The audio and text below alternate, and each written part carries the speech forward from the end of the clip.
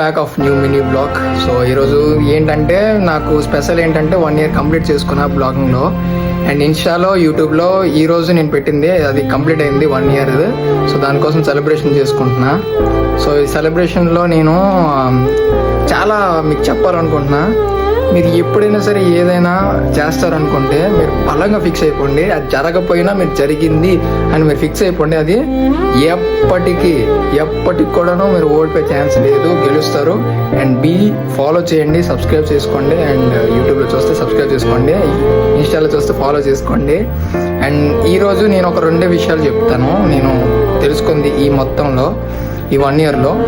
నేను చాలా రోజులు 30 days నేను కన్సిస్టెన్సీ చేశాను. ఎప్పుడైతే దీపక్ అన్న చెప్పిన తర్వాత నేను చేసా 30 days కంటిన్యూస్గా వీడియోస్ చేసిన తర్వాత కన్సిస్టెన్సీగా చేస్తే నాకు చాలా రిజల్ట్ వచ్చింది, చాలా బాగా రిజల్ట్ వచ్చింది.